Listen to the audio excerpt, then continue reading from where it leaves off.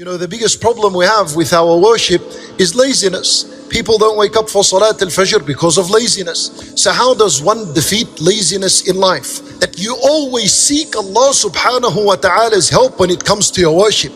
And this is why from the dua of Rasulullah sallallahu alayhi wa sallam, which he taught to Mu'adh ibn Jabal radiyallahu anhu, he said to him, Ya Mu'adh, inni uhibbuka fillah. Nabi sallallahu alayhi wa sallam is teaching Mu'adh something. Listen to what he teaches him. He's teaching him a dua. He said to him, Oh Mu'adh, I love you for the sake of Allah. Nabi sallallahu alayhi wa sallam, how he used to deal with his companions. Look at the love and the mercy and the compassion he had. He said to him, do not leave out after every salat that you say and make this dua.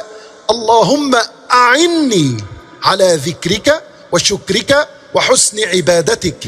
Al-ulama rahimahumullah, they say that this dua is supposed to be said at the end of the salat before at-taslim. This is a dua you're supposed to say after every salat. Before you make as-salam and you exit the salat, make the last dua you say, Allahumma a'inni ala dhikrik. Oh Allah, give me the power and the strength and the ability to remember you. Give me the ability, because on my own I cannot do it, because I'm lazy. And in this dua you are acknowledging that if you are left on your own, you'd be able to do nothing. Wa shukrik. And the best of dhikr to Allah is the one that makes gratitude of Allah. Wa dhikrika wa shukrika. And to thank you. And the best of gratitude shown to Allah, wa husni ibadatik. The excellent worship of Allah subhanahu wa ta'ala, to master and perfect your worship. So you're asking Allah Azza wa Jal in this dua to give you the strength and the ability to remember Him, to be grateful to Him.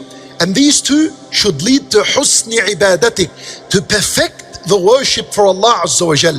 You know, in the adhan, when the caller makes the adhan, we're supposed to repeat after the muaddin what he says. If he says Allahu Akbar, what are we supposed to say? Allahu Akbar, Allahu Akbar. When does it change? When the muaddin says Hayya ala salah, which means come to salah. Hayya ala al-falah, come to success. What are we supposed to say? We say La hawla wa la quwwata illa billah. You know why? I'll tell you why. La hawla means I have no ability, I have no will. He's telling you come to salat, and you're saying now, I have no ability to come to salah. La hawl, I have no way to come to salah. Wa la quwwa, and I have no strength and no ability to come to salat whatsoever. Illa billah, except if Allah was to give me permission. Allah